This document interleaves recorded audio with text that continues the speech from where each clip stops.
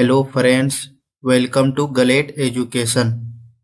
Friends, इससे पहले हम लोग पिछले वीडियो में इंडस वैली सिविलाइजेशन सिंधु घाटी सभ्यता का पहला पार्ट पढ़ चुके थे। आज इस वीडियो में हम लोग दूसरे पार्ट को कंप्लीट कर लेंगे, सिंधु घाटी सभ्यता। इस पार्ट में हम लोग मुख्य रूप से प्रमुख स्थल और ये प्रमुख स्थल किस नदी के किनारे खोजे गए थे और खोजकर्ता कौन थे और मुख्य बिंदु क्या है, इस वीडियो में हम लोग अच्छा से देखेंगे। इसके बाद कुछ क्वेश्चन का सेट है, उसको भी हम लोग बनाने का प्रयास करेंगे। तो चलिए वीडियो को शुरू करते हैं। प्रमुख स्थल देखते हैं। ये है हड़प्पा। ये हड़प्पा रावी नदी के किनारे पे है और ये रावी नदी पंजाब वाला जो पाकिस्तान का पंजाब है उस क्षेत्र में पड़ता है। इसका खोजकर्ता थे दयाराम साहनी, 1921 में खोजे थे। इसकी मुख्य बातें क्या है, हड़प्पा सभ्यता के मुख्य बातें क्या क्या है। हड़प्पा जो पंजाब में है वहां पे मिला है अन्न भंडार और कांस्य दर्पण, श्रमिक आवास भी है वहां पे और R37 कब्रिस्तान मिला है। अब हम लोग देखते हैं मोहनजोदड़ो। इसका नाम काफी ज्यादा मतलब हम लोग पढ़ते हैं मोहनजोदड़ो। तो ये सिंध में है, पाकिस्तान के सिंध में है मोहनजोदड़ो। इसको खोजे थे राखलदास बनर्जी, 1922 में खोजे थे और सबसे बड़ा अन्न भंडार यहीं पे मोहनजोदड़ो में मिला है। मोहनजोदड़ो में यहाँ पे विशाल स्नानागार मिला है और यहाँ पे कांस्य मूर्ति मिला है। कांस्य मूर्ति तो हड़प्पा में भी मिला है और मोहनजोदड़ो में भी मिला है। उसके बाद यहाँ पे पुरोहित की मूर्ति भी मिला है मोहनजोदड़ो में और एक महाविद्यालय, एक मतलब कॉलेज भी यहाँ पे स्थापित किया गया था मोहनजोदड़ो में। और एक श्रृंगी पशु की मुद्राएं भी यहाँ पे, एक श्रृंगी पशु की मतलब मोहर मिलता है तो वो यहाँ पे मिला है मोहनजोदड़ो में। उसके बाद हम लोग अपना इंडिया में देखते हैं। अब यहाँ पे है लोथल। लोथल काफी महत्वपूर्ण हो जाता है, जो गुजरात में है, अहमदाबाद में, और ये मिला है भोगवा नदी के किनारे। इसकी इसका खोज किया था रंगनाथ राव जी 1957 में। यहाँ पे एक मतलब गोदीवारा जो बंदरगाह कहा जाता है वो मिला है यहाँ पे लोथल में। बहुत ही काफी इम्पोर्टेंट है ये बंदरगाह, यहाँ पे याद रखना होगा। लोथल में एक बंदरगाह मिला है और यहाँ से व्यापार होता था, लोथल से देश विदेश में व्यापार होता था तो ये बंदरगाह के थ्रू ही होता था। और यहाँ पे मिला है चावल का प्रमाण मिला है यहाँ पे, और अग्निकुंड भी मिला है।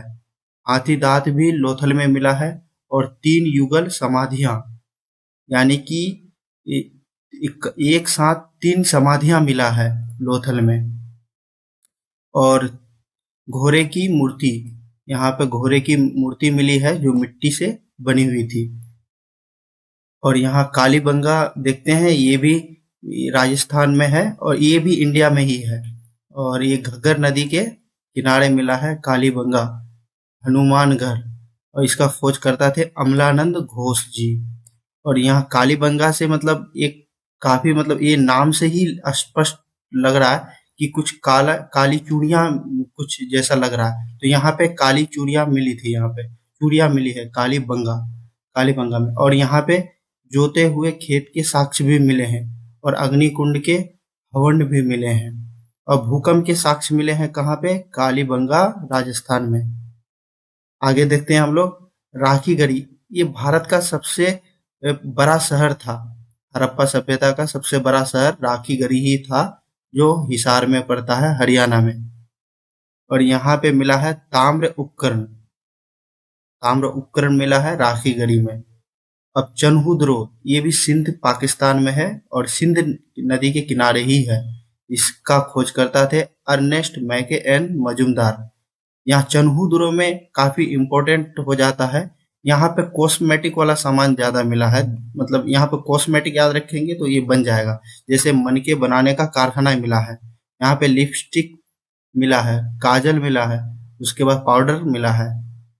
फिर आगे देखते हैं बनवाली। ये फतेहाबाद हरियाणा में है और ये सरस्वती नदी के किनारे मिला है, फतेहाबाद हरियाणा के बनवाली। ये सरस्वती नदी के किनारे मिला है, लेकिन ये नदी अभी नहीं है सरस्वती नदी, ये लुप्त हो चुकी है। उसके बाद यहाँ पे क्या क्या मिला है, खास बात क्या है यहाँ पे देख लेते हैं। मिट्टी के हल मिला है और खिलौना मिला है यहाँ पे। मिट्टी का जो हल है वो खिलौना के रूप में ही है।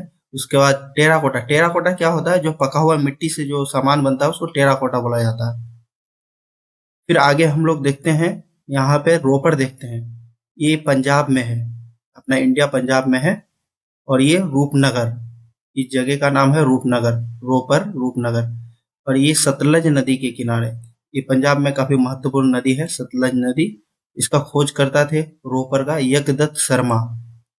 और खास बात यहाँ पे है कि तांबे की कुल्हाड़ी मिली है यहाँ पे, तांबे का कुल्हाड़ी यहाँ पे मिला है। अब देखते हैं हम लोग रंगपुर, ये रंगपुर भी काफी महत्वपूर्ण हो जाता है। ये अहमदाबाद में है, ये भी अहमदाबाद में है। और एक हम लोग लोथल परे, वहां भी चावल का कुछ प्रमाण मिला था। और रंगपुर में धान की भूसी का प्रमाण मिला है। और यहाँ ज्वार बाजरा का भी प्रमाण मिला है। फिर हम लोग देखते हैं यहाँ पे सुरकोटदा, ये गुजरात में कच्छ कच्छ इलाके में है, गुजरात में पड़ता है सुरकोटदा। और ये भी सरस्वती नदी के किनारे ही मिला है। और यहाँ पे मिला है घोड़े की हड्डी मिला है, और कलश मिला है यहाँ पे, और समाधान और तराजू, तराजू भी मिला है। ये इम्पोर्टेंट है तराजू, सुरकोटदा गुजरात में मिला है ये। अब हम लोग आगे देखते हैं, नेक्स्ट पेज में चलते हैं। अब हम लोग यहाँ पे देखते हैं सिंधु घाटी सभ्यता का पतन कैसे हुआ। ये बहुत इम्पोर्टेंट बात है कि आखिर ये सिंधु घाटी सभ्यता, इतना विशाल सभ्यता का अंत कैसे हुआ। तो हम लोग अलग अलग आदमी, अलग अलग जो विचारक थे क्या क्या कहे हैं, तो वो देख लेते हैं। मैके का कहना था कि ये बाढ़ के, मतलब बाढ़ से ये बर्बाद हुआ था सिंधु घाटी सभ्यता, इसका पतन हुआ है बाढ़ से। और जॉन मार्शल भी इस बात को कहा कि ये बाढ़ से ही इसका पतन हुआ है। और चाइल्ड एंड व्हीलर का मानना था कि विदेशी आक्रमण हुआ था, इस वजह से सिंधु घाटी सभ्यता का अंत हो गया।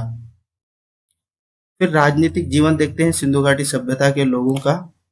तो स्रोत के अभाव में वास्तविक व्यवस्था के बारे में स्पष्ट जानकारी नहीं है। ये संभवतः शासन पुरोहित, व्यापारी वर्ग, नगर प्रशासन द्वारा संचालित होता था। पिगट ने मोहनजोदड़ो एंड हड़प्पा को सभ्यता की जुड़वा राजधानी कहा है। और हंटर ने मोहनजोदड़ो के शासन को राजतंत्रात्मक की जगह जनतंत्रात्मक माना है। ये इम्पोर्टेंट है, ये जनतंत्रात्मक माना है सिंधु घाटी सभ्यता के प्रशासन को। और नोट में यहाँ पे देख लेते हैं, यहाँ पे महल या फिर अस्त्र शस्त्र का अभाव, ये नहीं मिला है। ये सब महल और अस्त्र शस्त्र का अभाव था। अब नेक्स्ट पेज में देखते हैं हम लोग, यहाँ पे देखते हैं सामाजिक जीवन देख लेते हैं। समाज की सबसे छोटी इकाई परिवार थी। बहुत इंपॉर्टेंट हो जाता है कि समाज की सबसे छोटी इकाई परिवार ही थी। और वर्ण व्यवस्था का पूर्ण प्रमाण नहीं मिला है, परंतु समाज कई वर्गों में बटा था, जैसे कि पुरोहित था, व्यापारी वर्ग था, श्रमिक था, शिल्पी था। उसके बाद सभ्यता के लोग शांति प्रिय थे, एक महत्वपूर्ण बात है, सभ्यता के लोग शांति प्रिय थे। और शाकाहारी एवं मांसाहारी दोनों तरह के लोग यहाँ पे थे। और आभूषण का प्रयोग पुरुष भी करते थे, स्त्रियां तो करती ही थी, पुरुष भी आभूषण का प्रयोग करते थे। और मनोरंजन के तौर पर ये लोग पासे, नृत्य, शिकार, पशुओं की लड़ाई, ये सब करते थे। आर्थिक जीवन क्या था इन लोगों का, आर्थिक जीवन में ये लोग कृषि ही पे ज्यादातर फोकस थे। कृषि कृषि में जुताई, बुआई, सिंचाई सभी विधि से परिचित थे। फसल क्या क्या होता था, ये फसल सब याद रखना पड़ेगा, ये कई एग्जाम में पूछा गया है। जैसे फसल में गेहूं उगता था यहाँ पे, जौ भी, और मटर, कपास, ये चारों इंपॉर्टेंट है। गेहूं, जौ, मटर और कपास परिचित थे। और ये चीज याद रखना है आपको, ये जो गन्ना है और रागी है, इसका प्रमाण नहीं मिला है। कई एग्जाम में पूछा जा सकता है कि गन्ना या रागी का प्रमाण मिला है, तो गन्ना या रागी का प्रमाण नहीं मिला है सिंधु घाटी सभ्यता से। पशुपालन, पशुपालन में फिर ये पशु कुवार वाला सांड था। उसके बाद एक सींग वाला गेंडा, एक काल्पनिक पशु था, एक सींग वाला गेंडा। गाय घोड़े से परिचित थे ये लोग, ध्यान रखना है, गाय और घोड़े से परिचित थे। नेक्स्ट पेज में देखते हैं, उद्योग क्या क्या था यहाँ पे सिंधु घाटी सभ्यता में। सूती वस्त्र बनता था, बर्तन का निर्माण होता था, शिल्प में जैसे धातु से जुड़े हुए अलग अलग वस्तुओं का निर्माण किया जाता था।